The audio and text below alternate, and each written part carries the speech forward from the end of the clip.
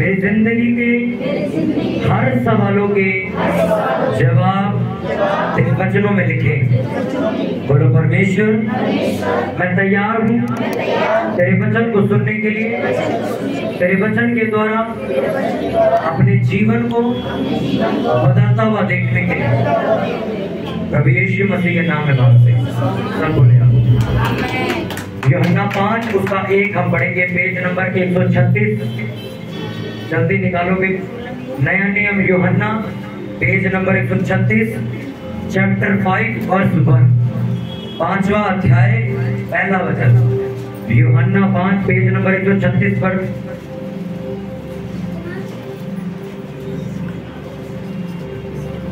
अपनी बाइबल में निकालेंगे।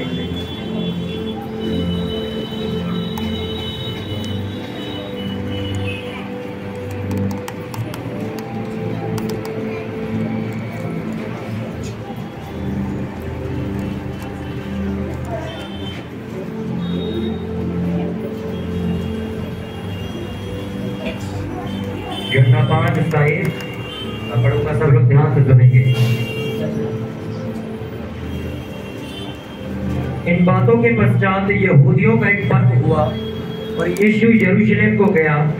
यरूशलेम में भेड़ फाटक के पास एक कुंड है जो इब्रानी भाषा में बैतसदा कहलाता है। उसके 5 ओसारे हैं, इनमें बहुत से बीमार, अंधे, लंगड़े और सूखे अंग वाले पानी के हिलने की आशा में पड़े रहते थे, क्योंकि नियुक्त समय पर परमेश्वर के स्वर्गदूत कुंड में उतरकर पानी को हिलाया करते थे। पानी हिलते ही जो कोई पहले उतरता वह चंगा हो जाता था, चाहे उसकी कोई बीमारी क्यों ना हो। वह एक मनुष्य था जो 38 वर्ष से बीमारी में पड़ा था। यीशु ने उसे पड़ा हुआ देखकर और यह जानकर कि वह बहुत दिनों से इस दशा में पड़ा है, उससे पूछा, क्या तू चंगा होना चाहता है? उस बीमार ने उसको उत्तर दिया, हे प्रभु, मेरे पास कोई मनुष्य नहीं कि जब पानी हिलाया जाए तो मुझे कुंड में उतारे, परंतु मेरे पहुंचते पहुंचते दूसरा मुझसे पहले उतर जाता है। यीशु ने उससे कहा, उठ, अपनी खाट उठा और चल फिर। वह मनुष्य तुरंत चंगा हो गया और अपनी खाट उठाकर चलने फिरने लगा। वह सब्त का दिन था, इसलिए यहूदी उससे जो चंगा हुआ था कहने लगे, आज तो सब्त का दिन है, तुझे खाट उठाना उचित नहीं। उसने उन्हें उत्तर दिया, जिसने मुझे चंगा किया उसी ने मुझसे कहा, अपनी खाट उठा और चल फिर। उन्होंने उससे पूछा, वह कौन मनुष्य है जिसने तुझसे कहा, खाट उठा और चल फिर? परंतु जो चंगा हो गया था वह नहीं जानता था कि वह कौन है, क्योंकि उस जगह में भीड़ होने के कारण यीशु वहां से हट गया था। इन बातों के बाद वे यीशु को मंदिर में मिला। यीशु ने उससे कहा, देख, तू चंगा हो गया है, फिर से पाप मत करना, ऐसा ना हो इससे कोई भारी विपत्ति तुझ पर आ पड़े। सब बोलो आमीन। अपनी बाइबल को बंद करो, अपने पड़ोसी को बोलो ध्यान से सुन। अपने पड़ोसी को बोलो ध्यान से सुन। सुनने से विश्वास पैदा होता है। हालेलुया। बाइबल में लिखा कि एक 38 साल 38 ईयर से, इसको खींच के तोड़ दे, काम कर। 38 साल से एक रोगी वहां पर बैठा हुआ था।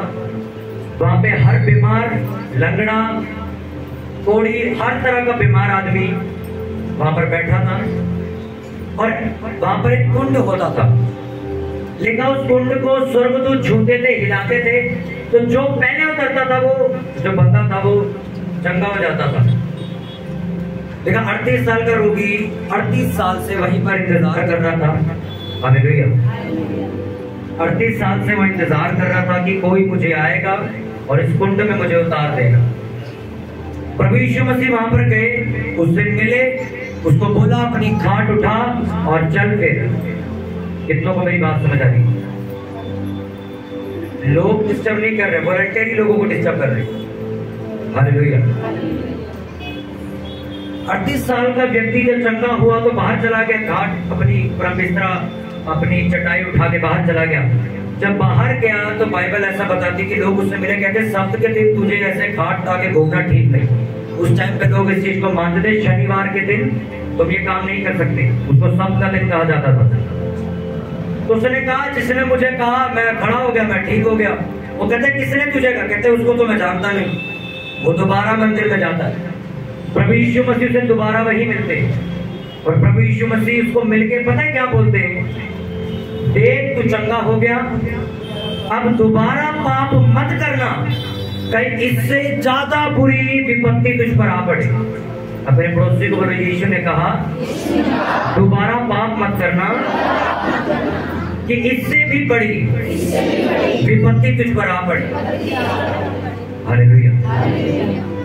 उसको पता चल गया कि प्रभु यीशु मसीह ने मेरे को ठीक किया। 38 साल से वो इंसान एक कुंड के हिलने का इंतजार कर रहा था। वो इंतजार कर रहा था कि मेरा कोई जानकार आएगा, मेरा कोई रिश्तेदार आएगा, मतलब कोई आएगा मुझे उठाएगा और इस तालाब में डाल देगा, मैं ठीक हो जाऊंगा। पर बाइबल ऐसा बताती है 38 साल से वो वैसे ही पड़ा हुआ था, कोई भी वहां पर नहीं आया।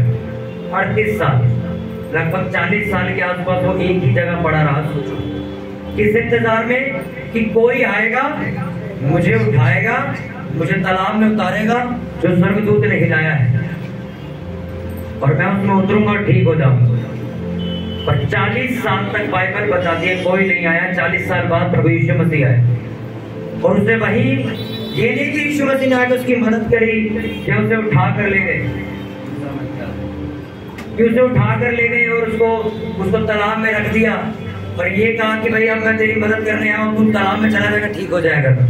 प्रभु यीशु मसीह ने उसको तालाब में नहीं भेजा। प्रभु यीशु मसीह ने उसको तालाब में नहीं भेजा। प्रभु यीशु मसीह ने सिर्फ उसको इतना कहा, खाट उठा और क्या कर, चल फिर। क्या बोला? खाट उठा और जब प्रभु यीशु मसीह दोबारा उससे मिले तो क्या कहा? प्रभु यीशु मसीह ने दोबारा जब उससे मिले तो कहा, पाप मत करना, कहीं इससे बड़ी विपत्ति तुझ पर आ पड़े। हालेलुया। अपनी आंखों को बंद करके एक मेरे साथ शब्द बोलो, रिपीट करके, अपनी आंखों को बंद करके सभी जन अपनी आंखों को बंद करके एक शब्द रिपीट करना कि परमेश्वर ने कहा अगर मैं पाप करता रहूंगा तो ये विपत्ति, और मैं पाप करना नहीं चाहता। परमेश्वर ने कहा कि अगर तू पाप करता रहा तो ये विपत्ति तुझ पर पड़ेगी। आमीन। प्रभु यीशु मसीह ने उसको जाके तालाब में नहीं उतारा था। प्रभु यीशु मसीह ने जाके क्या किया था वहां पे? पहले उसे हील किया, फिर उसके बाद उसको बोला कि दोबारा पाप मत करना, कहीं इससे बड़ी विपत्ति, इससे बड़ा दुख तेरे ऊपर आ जाएगा।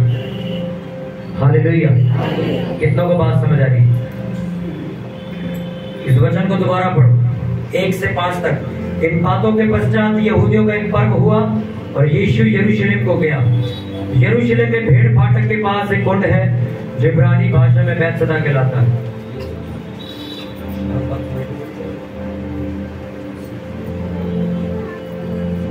इसको अंडरलाइन कर लेना। ये एक ऐसा वचन है जो तुम्हारी जिंदगी की उस चीज को जिसमें पूरी दुनिया जी रही है, जिस सोच में जी रही है, उस सोच को परमानेंट खत्म कर देगा। ये मैं सच कह रहा हूं।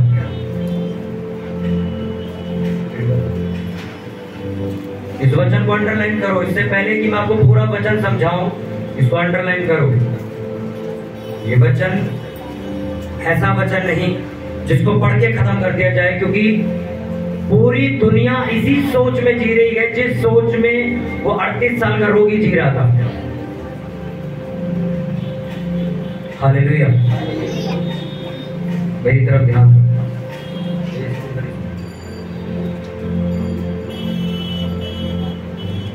हालेलुया।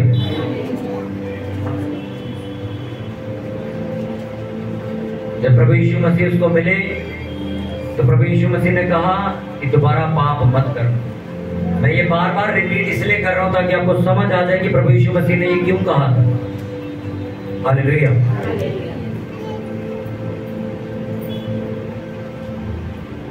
आज भी बहुत सारे लोग सालों से इंतजार कर रहे हैं कि कोई व्यक्ति मेरी जिंदगी में आएगा और वो मेरी लाइफ को पूरी तरीके से बदल के रख देगा। आज भी बाइबल बंद कर दो अपनी।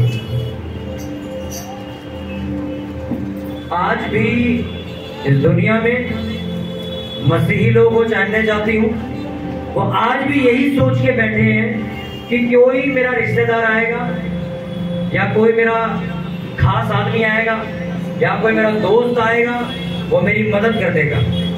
38 साल उस बंदे ने मिट्टी कर दी है सिर्फ इस इंतजार में कि कोई तो मुझे आके उठा के तालाब में लेके जाएगा और मैं ठीक हो जाऊंगा। और बाइबल बता दी 38 साल, लगभग 40 साल तक कोई भी नहीं आया और वो वहीं बैठा रहा।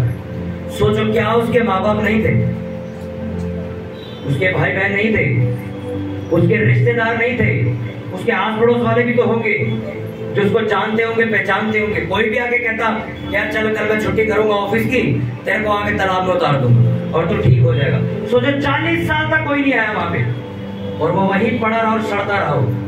प्रभु यीशु मसीह आए, उसे ठीक किया, वो खड़ा हो गया। प्रभु यीशु मसीह ने दूसरी बार मिलकर उसको क्या कहा, पाप मत करना दोबारा, इससे ज्यादा बड़ी दिक्कत में फंस जाएगा। कौन आया 40 साल बाद उसके पास? आपको पता है, जब भी प्रभु यीशु मसीह किसी को ठीक करते थे या प्रभु यीशु मसीह किसी को चंगाई देते थे, हीलिंग देते थे बीमारी से, किसी भी चीज से, तो वो एक शब्द बोलते थे, 2 शब्दों में से एक शब्द, या तो तेरे विश्वास ने तुझे चंगा कर दिया या तो ये तेरे पाप क्षमा हुए। जा, समझ आएगी नहीं समझ आए? लोग प्रभु यीशु मसीह से बहस करते, कहते तुम्हें किसने अधिकार दिया ये बोलने का कि तुम्हारे पाप क्षमा हुए? पाप क्षमा करने का अधिकार तो सिर्फ परमेश्वर को है। पर वो नहीं जानते थे कि प्रभु यीशु मसीह कौन है। प्रभु यीशु मसीह ने कहा मैं ये बोलूं कि जा चल, फिर ये भला है, या फिर मैं ये बोलूं कि जा तेरे पाप क्षमा हुए, तब भी वो चलने लग जाएगा। क्योंकि प्रभु यीशु मसीह इस बात को समझाना चाहते थे, प्रभु यीशु मसीह इस बात को समझाना चाहते थे बहुत गहराई से कि अगर तुम्हारे पाप क्षमा हो गए तो तुम्हारी बीमारियां सदा के लिए चली जाएंगी। तुम्हें यह बोल दिया जाए कि तुम ठीक हो जाओ या ये बोल दिया जाए कि तुम्हारे पाप क्षमा हुए, ये दोनों बात सेम है, फायदा तुम्हारा ही होगा। क्योंकि प्रभु यीशु मसीह ने कहा मनुष्य अपनी गलतियों की वजह से फंसता है। जितने दुख तुम आज काट रहे हो, जितना कंफ्यूजन भरी लाइफ तुम काट रहे हो, ये तुम्हारे पाप की वजह से ऐसा हो रहा है। मैं कल पास्टर को अपने सुन रहा था और उन्होंने बताया कि कहते कि लड़की चर्च में आई, उसको उसके लिए प्रेयर करें। कहते बहुत हद तक दुष्ट आत्मा से छोड़कर चली गई, कह रहा कुछ उसको छोड़कर नहीं गई। तो हम सोच में पड़ गए यार परमेश्वर ऐसे तो नहीं करता, आधा ठीक कर दिया आधा ऐसे ही है। कहते परमेश्वर ने मुझे बताया कि इसने अपने एक पाप की अभी तक माफी नहीं मांगी, जब तक ये मांग नहीं लेती तब तक मैं इसको ठीक नहीं करूंगा। उससे पूछा क्या किया तुमने ऐसा? कहती कुछ नहीं किया। कहते सोचो, आज किया, कल किया, 1 हफ्ते पहले किया, महीने पहले किया, 10 साल पहले किया, सोचो। वो सोच में पड़ गई। कहती मैंने एक टाइम पे मेरी शादी नहीं हुई, तब मैं कुंवारी थी, तब मैंने अबॉर्शन करवाया था, गर्भपात करवाया था मैंने। तो उसको पास्टर मुझे पता लगी तो उसने कहा अबॉर्शन कराना, बच्चे को पैदा होने से पहले ही मरवा देना, एक हत्या, एक मर्डर है। परमेश्वर की नजर में ये बहुत बड़ा एक पाप है। उसका कहना, उसका मानना यह था कि ये तो मेरा शरीर है, मैं जो मर्जी कर, मेरी मर्जी में रखूं चाहे ना रखूं। कहते पर परमेश्वर ने कहा तुम्हारा शरीर तुम्हारा नहीं है, मैंने तुम्हें दिया। तुम्हारा शरीर परमेश्वर का क्या है? मंदिर। उसने अपनी गलती को माना, उसने माफी मांगी कि हाँ आपसे कुछ सालों पहले मैंने किया था, मैंने हत्या की थी। उसको उसने माफी मांगी, वो दुष्ट आत्मा जो बची थी वो चली गई और वो पूरी तरह ठीक हो गई। अब आपको समझ आया कि नहीं समझ आया? बहुत से लोग ऐसे हैं जो अपने गलतियों की माफी नहीं मांगते और वो सदा फंसे रहते हैं। क्योंकि आज मॉडर्न जमाने के अंदर लोगों को ऐसा लगता है कि यार गंदी गालियां देना तो आम बात है, तो गुस्से में निकल ही जाती है। बाइबल में लिखा कोई गलत शब्द तेरे मुंह से न निकले, वरन तेरे मुंह से वही निकले जो दूसरे की उन्नति को लेके आए। तुम किसी को माँ बहन की गाली दे रहे हो, उससे किसकी उन्नति हो रही है भाई? कितनों को समझ आ रही है? जिन गलतियों को तुम छोटा समझते हो, अक्सर ये गलतियां तुम्हें परेशान करती हैं आगे जाके। मैं सच कह रहा हूं। प्रभु यीशु मसीह ने उसके गुस्से मिलके क्या कहा उसको?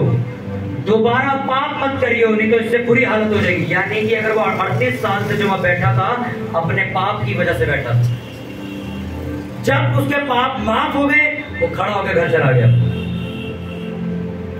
हालेलुया। 38 साल में कोई नहीं आया उसको उठाने के लिए।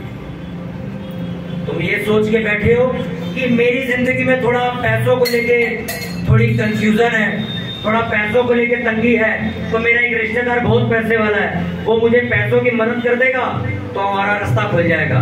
ये दुनिया का सबसे बड़ा झूठ है। अरे 38 साल उस बंदे ने रिगड़ रिगड़ के काट दिए, कोई उसको उठाने नहीं आया वहां से। उसके अपने घर के लोग नहीं आए उसे उठाने।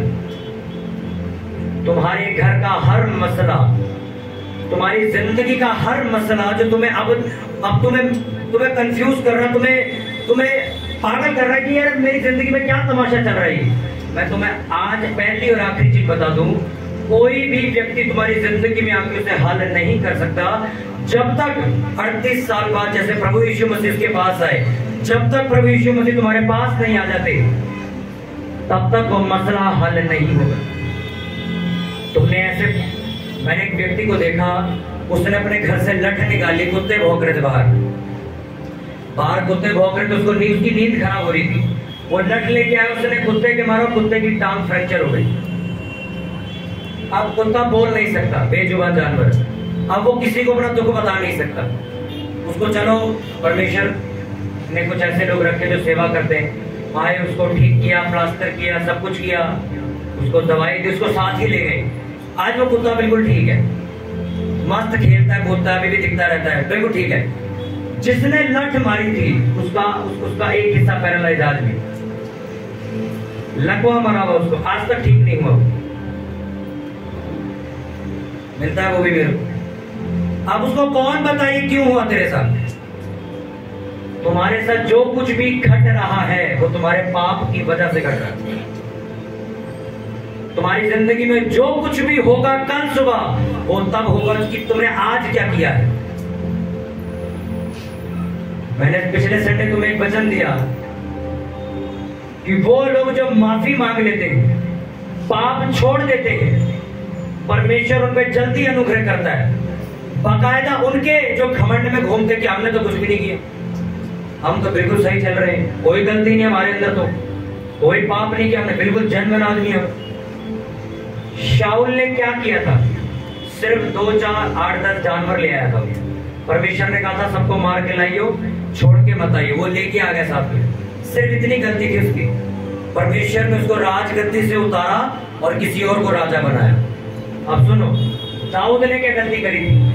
दाऊद ने किसी दूसरे की बीवी को अपने घर बुलाया, उसके साथ सोया, बच्चा भी पैदा हो गया। अब उसको छुपाने के लिए उस लड़की के पति को भी मरवा दिया, कत्ल भी करवा दिया, तब भी दाऊद को परमेश्वर ने माफ कर दी, राजा ही रहा, उसका वंश भी राज ही करता रहा। अब सोचो यार, शाऊल ने तो सिर्फ इतना ही किया था, जानवर ले आया था,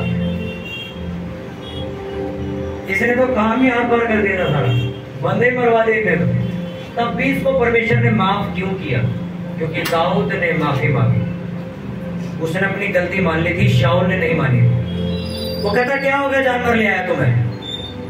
उसको पास्टर आके कहता है यार परमेश्वर ने तुझे कहा था ये नहीं करना, तू करके आ गया, तो कोई बात नहीं, वो छोड़ो, जो हो गया सो हो गया, अभी मेरे साथ नीचे चल, मेरी इज्जत खराब नहीं होनी चाहिए। उसको अपनी इज्जत ज्यादा प्यारी, इसलिए वो झुका नहीं परमेश्वर के आगे। दाऊद कहता मेरे को इज्जत प्यारी नहीं है, मैं झुकने के लिए तैयार हूँ, मैं गलती मानने के लिए तैयार हूँ। परमेश्वर ने माफ किया, दोबारा राजा बना दिया। सदोम और अमोरा में सबसे गंदे काम होते थे, परमेश्वर ने आग गिराई और देश खत्म कर दिया। निन्वे देश में भी यही होता था, पर निन्वे देश को खत्म नहीं किया, उसको छोड़ दिया। योना नबी कहता तूने तो कहा था 40 दिन में देश खत्म कर दूंगा, मैं किया क्यों नहीं? कहते उन्होंने माफी मांग ली मेरे से, वो सारे उपवास प्रार्थना करने लगे, माफी मांग ली, मैंने मारा ही नहीं किसी को। फर्क समझ आया तुम्हें? दोनों जगह कंडीशन सेम है, बल्कि मैं तो ये कहता हूं कि दाऊद के पाप ज्यादा थे तब भी उसको माफी मिल गई। आज भी ऐसे लोग हैं जिन्होंने, मैंने देखा, जिन्होंने प्रभु यीशु मसीह को स्वीकार कर लिया, मर्डर करके अंदर गए थे, बाहर है और सेवा कर रहे हैं क्योंकि माफी मांग ली उन्होंने। परमेश्वर ने सब कुछ बदल दिया, उनका केस भी खत्म कर दिया। बात ये नहीं कि उसको सजा नहीं मिली, उसको जेल में रहना पड़ा कई साल, पर आज वो बाहर आया है तो उसकी जिंदगी अच्छी है। बहुत सारे लोग ऐसे हैं जो फटाफट अपनी गलती मानते हैं, माफी मांगते हैं, सामने बोलते परमेश्वर ये मैंने गलती की, मैं माफी मांगू, ठीक।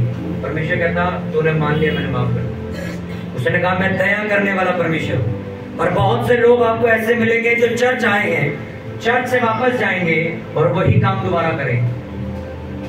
सोमवार भी करेंगे, मंगलवार भी पाप करेंगे, बुधवार फिर चर्च आएंगे, फिर वचन सुनेंगे, थोड़ा रोएंगे, माफी मांगेंगे, फिर वीरवार वही करेंगे, शुक्रवार वही करेंगे, शनिवार वही करेंगे और संडे सुबह फिर माफी मांगेंगे, फिर सोमवार दोबारा पाप करेंगे। वो तमाशा बनाते हैं अपनी जिंदगी। हाथ आपका कब सड़ता है आपको पता है? आपका गलती से अगर गर्म पानी में हाथ डल जाए, ऐसे टच कर दो आप, तो आप पीछे खींच लेते हो, तो हाथ तो नहीं सड़ता। पर अगर आपका हाथ डूबा रहे गर्म पानी में तो क्या होगा? बोलो, सड़ जाएगा, बचेगा वो बाहर आने के लिए। कितना समझ आ रही है? आपने कभी तंदूर में रोटी लगाते एक आदमी को देखा है? वो रोटी लेता है और फटाफट लगा के बाहर निकाल लेता है, देखा कि नहीं देखा? अगर वो ऐसे लगा रहे, हाथ कब चलेगा आपका? यही कारण, यही चीज है जो मैं समझाना चाहता हूं। तुमसे पाप हुआ अलग बात है, तुम पाप में पड़े हुए हो मर जाओगे। समझ आई कि नहीं आई? तुमने गलती से गुस्से में किसी को गाली दे दी, ठीक है चलो निकल गई, माफी मांग ली, ओके। तुम्हारा रोज का काम है गाली देने का, तुम्हारी जिंदगी बदतर कर देगा, तुम्हारा रोज का काम है। तुम फेसबुक चला रहे हो, गलती से तुमने कोई गलत वीडियो देख ली, वो चलो वो तो आ गई, तुमने नहीं देखी वो तो आ गई, अलग बात है। तुम जाके सर्च करके देखते हो और देखते रहते हो, सारी रात देखते रहते हो, सारा दिन देखते रहते हो, ये पाप। क्योंकि मैंने आपको समझाया कि अभी तुम यहाँ आए हो, रात चलते तुम 10 गलतियां होंगी, रिक्शे वाले से लड़ाई हो जाएगी तुम्हारी, और बोलो अब तुम क्या सोचोगे, अब तो मैं नरक जाऊंगा। इस वाली गलती की बात नहीं हो रही वहां। अगर तुम्हारा रोज का काम है लोगों से झगड़ा करने का, ये गलत है, ये पाप। हमारा रोज का काम है। कितनों को समझ आई मेरी बात? 38 साल से आदमी ठीक किया गया, 38 साल बाद उसको सिर्फ एक शब्द का अल्ट्रासाउंड कराता रही हो। क्या बोला प्रभु यीशु मसीह ने? चेकअप कराता रही हो, ग्लूकोज लगवाता रही हो। पाप मत करियो दोबारा, नहीं तो इससे बुरी, सोचो पहली बार 38 साल धक्के खा गया है, अब कह रहे इससे बुरी, इससे भी बुरी हालत होगी तेरी अगर दोबारा जाएगा तो। जितने लोगों को आज भी ऐसा लगता है कि मैं 38 साल से इसलिए बैठा हूं क्योंकि मेरी किसी ने मदद नहीं करी। तुम 38 साल से धक्के इसलिए खा रहे हो क्योंकि तुमने कभी भी अपनी गलती नहीं मानी, तुमने माफी नहीं मांगी। अगर मांगी होती तो परमेश्वर तुम पे दया करता, तुम्हारी जिंदगी खूबसूरत बना। तुम लाख नसीबे लो किसी से, तुम इंतजार करो अपने दोस्तों का, अपने रिश्तेदारों का। जब तक प्रभु यीशु मसीह तुम्हारी जिंदगी में एंट्री नहीं लेगा, तुम्हारी जिंदगी एक पत्ते की भी नहीं हिलेगी। अगर तुमने अपने गुनाहों की, पापों की माफी नहीं मांगी, ये कर्जा जिंदगी भर चलने वाला, तैयार हो जाओ। ये बीमारी, ये शर्मिंदगी, ये कंफ्यूजन जिंदगी भर चलेगी, तैयार हो इसके लिए। क्योंकि तुम्हें लग रहा है मजाक, चलो एक दिन चर्च चले गए, 1 महीने बाद अब जब चर्च आएंगे तो माफी मांग लेंगे, 2 महीने बाद जब चर्च आएंगे तो माफी मांग लेंगे। मैं खुद आपको कहता हूं, अपनी उम्र का हिसाब लगा लो, उतनी उम्र तक तुम धक्के खाने वाले हो बहुत जल्द। मैं नहीं कह रहा हूं, बाइबल में लिखा है, क्योंकि बाइबल में लिखा मनुष्यों का भला होगा जब वो मेरे वचनों पर चलना शुरू करेंगे। तुमने बपतिस्मा नहीं लिया, घूमो, कुछ नहीं हो सकता तुम्हारा। तुम इंतजार करो कब तुम्हारा फूफा तुम्हें परमिशन देगा बपतिस्मा लेने की, तुम घूमो। बाइबल में लिखा अगर तुम मुझसे प्यार करते तो पहला स्थान मेरा भी होना चाहिए। तुम बपतिस्मा लेने के लिए 10 लोगों से फोन करके सलाह लोगे। कोई कहता मेरा ये काम निपट जाए उसके बाद मैं लूंगा, मैं कहता उस काम के बाद तुम ही निपट जाओ तो फिर तुम्हारी लाश को बपतिस्मा देंगे लोग। ये वाला एक मेरा काम निपट जाए फिर मैं बपतिस्मा लूंगा। अगली सुबह वो खुद निपट गया, लो बपतिस्मा। अब क्या जवाब दोगे प्रभु यीशु मसीह को? लिखा जो बपतिस्मा ले वो मेरा चेला ठहरे, जो बपतिस्मा ना ले वो दोषी ठहराया गया। 38 साल के रोगी से मैं फिर पूछता हूं, क्या बोला परमेश्वर ने मिलके? पाप मत करियो, इससे बुरी हालत हो जाएगी। बहुत सारी जगहों पर यह बात नहीं समझाई जाती। बाबा लोग, तांत्रिक लोग आपको पता क्या कहते हैं? अच्छा कर्जे से निकलना, अच्छा ये कर लो, अच्छा इस चीज से निकलना, अच्छा ये कर लो, अच्छा ये कर लो, ऐसा कर लो, ये जाओ गाय को रोटी खिला दो, ये कर दो, मैं 100 रोटी देता हूं, जाओ खिलाओ। जब तक तुम भाई साहब पाप नहीं छोड़ोगे तब तक कुछ नहीं होने वाला। तुम खिलाओ जितना खिला सकते हो, घूमो जितना घूम सकते हो। प्रभु यीशु मसीह ने इसलिए कहा तुम सत्य जानो, सत्य तुम्हें आजाद करेगा। सच क्या है? यही सच है जो बाबाओं को भी नहीं पता, क्योंकि बाबा लोग तो खुद पाप कर रहे हैं, वो तो परमेश्वर की जगह लेके बैठे हुए। लोग उनके आगे आके सर झुकाते, उनका तो हिसाब किताब ही अलग बना रहा परमेश्वर। आज से हजारों लाखों साल पहले शैतान ने कोशिश करी थी परमेश्वर की गद्दी लेने की, तो उसको उठा कर नीचे फेंकने की। तो आज जितने लोग परमेश्वर बनने की कोशिश करें तो इनका क्या होगा फिर? बाइबल में लिखा परमेश्वर ने कहा मैं अपनी पदवी किसी को भी नहीं देता। हमें पता है क्या बोल रखा है? मैं तुम्हारे अंदर रहता हूं पर काम मैं ही करता हूं, तुम नहीं करते। बड़े से बड़ा पास्टर भी हो, आज जो तुम गवाही सुनते हो ये ठीक हो गया, वो ठीक हो गया, मैंने कुछ नहीं किया भाई, परमेश्वर ने किया। आप किसी को ठीक नहीं कर सकते। पर लोग अंधविश्वास में ऐसा डूब गए, वो सोचते कि बाबा ने ठीक किया। अच्छा बाबा को अगर एक बंदा यूट्यूब पे एक बंदा स्टोरी बता रहा है बाबा की, बहुत फेमस, आप सुनना। कहता ये सबको कहता था कि तुम लोग कहते थे कि ये लोगों को ठीक करता है, तो बड़ी पब्लिक जाती, आज भी जाती है, बड़ी पब्लिक जाती थी। कहते हैं खुद हार्ट अटैक से मरा, खुद इसको अटैक पड़ के मरा ही। पता है क्यों मरा वो हार्ट अटैक से? कि जिंदगी भर अब इसकी बेइज्जती होगी। तुम्हें क्या लगता है परमेश्वर कैसे बदला लेता है? ऐसे ही लेता है कि अगर पूरी जिंदगी तूने लोगों से ये बुलवाया कि तू लोगों को ठीक कर रहा है, तो मैं तुझे ऐसी बीमारी से मौत दूंगा कि लोग ये कहेंगे ये तो खुद हार्ट अटैक से मरा, और जिंदगी भर तेरी इज्जत नहीं करेगा कोई। परमेश्वर को तुम इतनी सी इज्जत दो, वो तुम्हें इतनी इज्जत देता है। तुम उसको इतनी सी बेइज्जती कराओ परमेश्वर की, वो तुम्हारी दुनिया जहान में बेइज्जती कराएगा।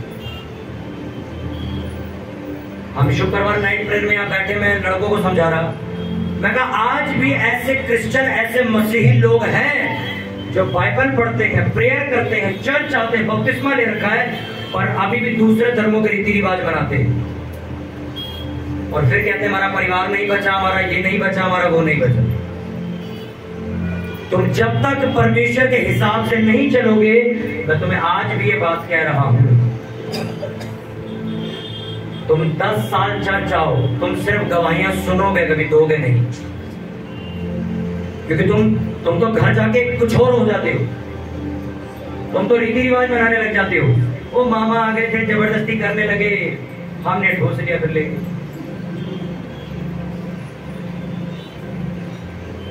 एक लेडीज आई थी, मैं अच्छी खासी ठीक चल रही थी, मैं बिस्तर पे लग गई हूँ। वजह पूछी, कुछ तो किया होगा तुमने, परमेश्वर किसी को दुख देके खुश नहीं होता, बताओ क्या किया? कहती कुछ भी नहीं किया, प्रेयर करी थी। अच्छा प्रेयर करके बिस्तर पे आ गए तुम? बड़ी बुरी कंडीशन होगी उसकी। कहती नहीं ये वो बाकी नहीं। 10 दिन बाद जो उसकी सहेली थी ना, वो मैं रोड पे मिल गई दीदी और मेरे को। मैं कहा क्या हुआ आंटी का? कहती अभी तो घर पे आया, बहुत केस खराब हो गया है। मैं कहा यार ऐसे कैसे हो गया, अभी तो ठीक थी। कहती किसी की क्रिया पे गई थी, वहां जाके खाना खा के आई है, उसके बाद से डेट आई। मैं कहा भाई ना पकड़ में बात हो। कहते कुछ नहीं किया हमने। मैं दावे के साथ कह सकता हूं, जिस परमेश्वर ने तुम्हें धरती पर भेजा वो तुम्हें दुख देके खुश नहीं होता, वो तुम्हें बिस्तर में पड़ा बिलखता हुआ देख के खुश नहीं होता। तुमने उस सिस्टर की गवाही सुनी, 2011 से वो बेड पे, injection, glucose, TB, kidney, liver सब खत्म होता जा रहा है। परमेश्वर ने बुलाया, परमेश्वर ने खड़ा करके भेजा कि बीमार करके भेजा। यही वो चाहता है, वो तुम्हें बीमार नहीं कर सकता भाई। अगर तुम्हारे साथ कुछ भी घट रहा है तो तुमने कुछ ना कुछ किया है जो तुम मानने के लिए तैयार नहीं। और मैं खुद कहता हूं मत मानो, ऐसे ही रहो।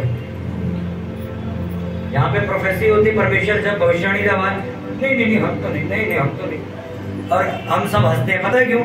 मंगलवार फोन आता है, मैं ही था वो, मेरे घर में हो रहा है, मैं वहां बोला नहीं, मेरे को शर्म आ रही।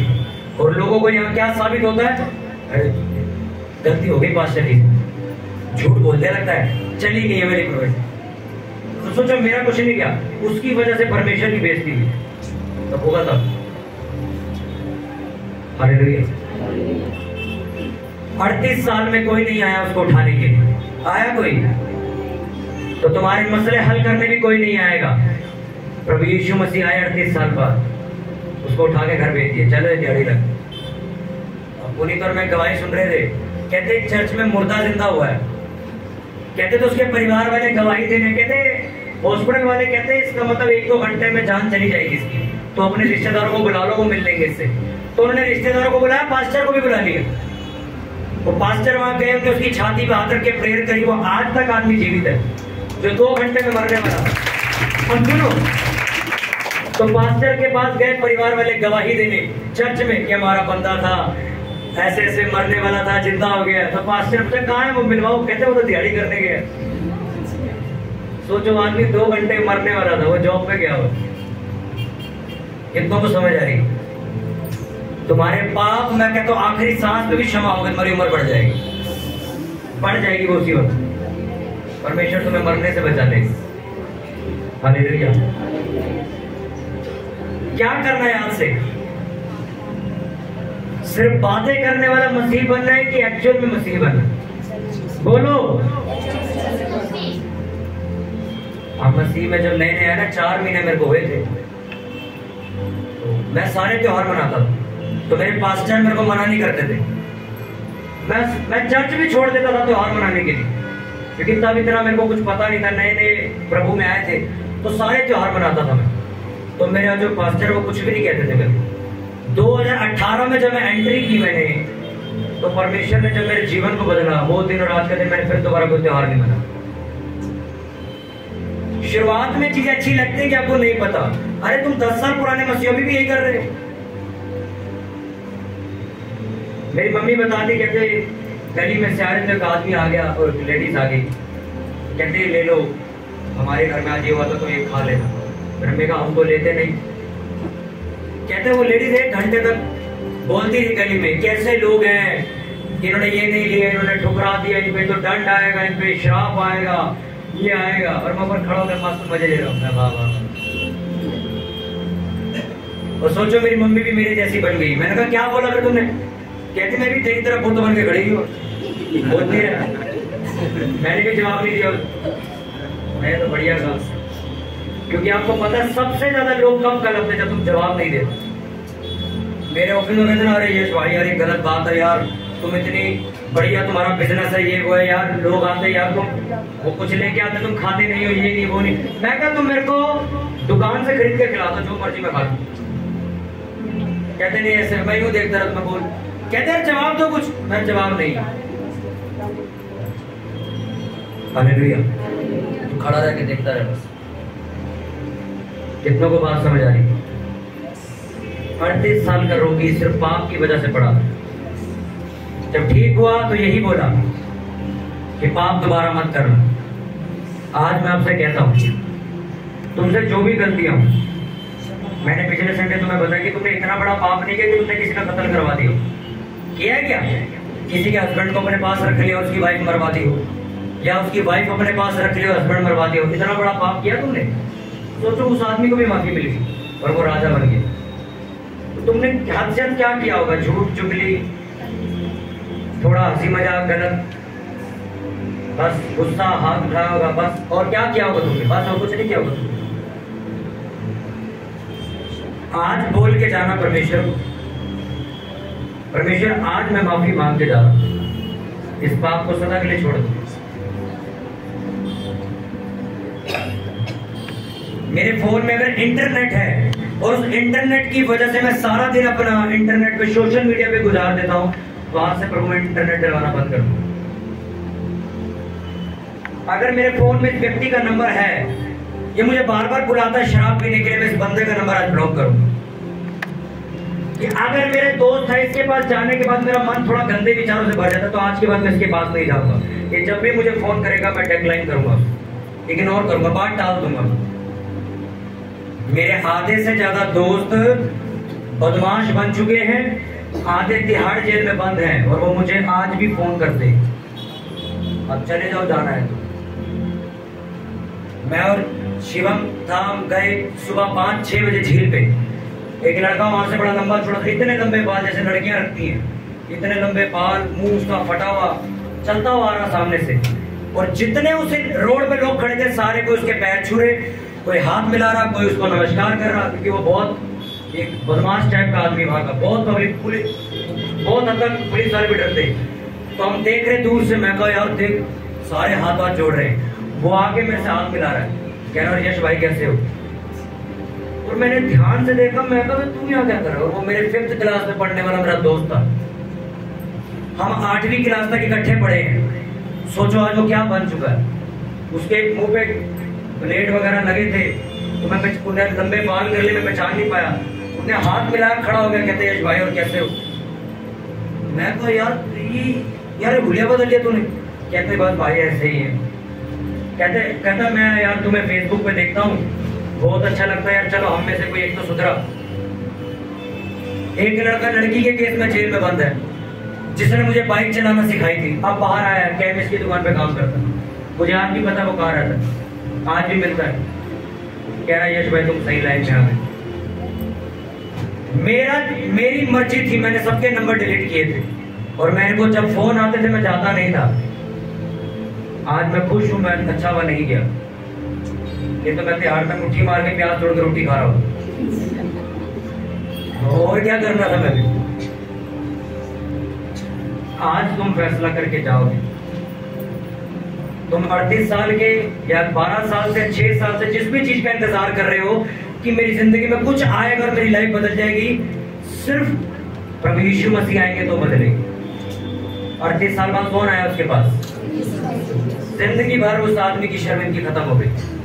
अपने हाथों को उठाओ, अपनी आंखों को बंद करके इनवाइट करो आज प्रभु यीशु मसीह कि प्रभु जिस तरह आप 38 साल के रोगी की जिंदगी में गए और आपने उसकी जिंदगी को पूरी तरीके से बदल के रख दिया, परमेश्वर आज मैं अपनी गलतियों, अपने गुनाहों, अपने पापों की तुझसे माफी मांग रहा हूँ। इस भवन में बैठ के मैं तुझसे वायदा करके जा रहा और जा रही हूँ कि जो भी पाप आज तक मैंने किए, जो भी पाप मैंने जानबूझकर किए, जो भी पाप मैंने गलती में किसी के बहकावे में आके किए, परमेश्वर आज उनकी तुझसे माफी मांगता हूं। प्रभु मुझे धोकर साफ कर, मैं तेरे भवन में आया हूं। परमेश्वर मेरी जिंदगी में कार्य कर, मुझ पर दया कर। परमेश्वर उठाओ अपने हाथों को, अपनी आंखों को बंद करके पूरी चर्च अंदर बाहर जितने भी लोग हैं, ये प्रेयर बहुत इंपॉर्टेंट है।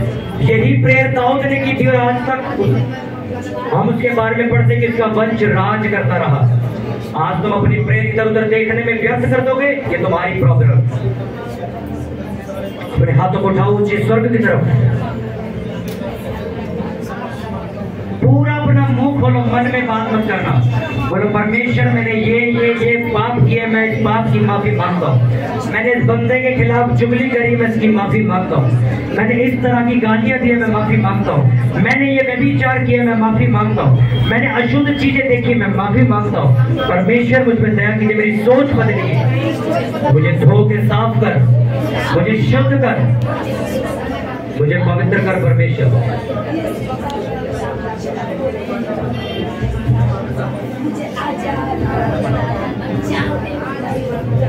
अपने हाथों को उठा के परमेश्वर इस मसीही सभा के दौरान तेरे वचन में लिखा तू धर्म परिवर्तन करने वाला परमेश्वर नहीं, तो जीवन बदल देने वाला परमेश्वर। परमेश्वर मुझ पे दया कीजिए, मैं सालों से आपका इंतजार कर रहा हूँ और कर रही हूँ। मेरी लाइफ में आइए, मैं आपको इनवाइट करता हूँ। प्रभु मेरी लाइफ में आइए, मेरे परिवार में आइए और हमारे मसलों को हल कीजिए परमेश्वर।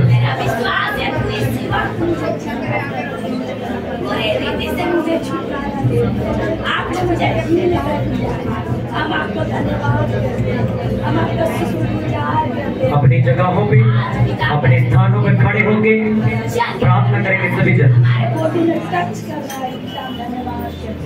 कि परमेश्वर आज की सभा में मुझ पर दया कीजिए। अपने हाथों को स्वर्ग की तरफ उठा के अपनी जगह, अपने स्थानों पे खड़े होके कि परमेश्वर आज मुझ पर दया कीजिए।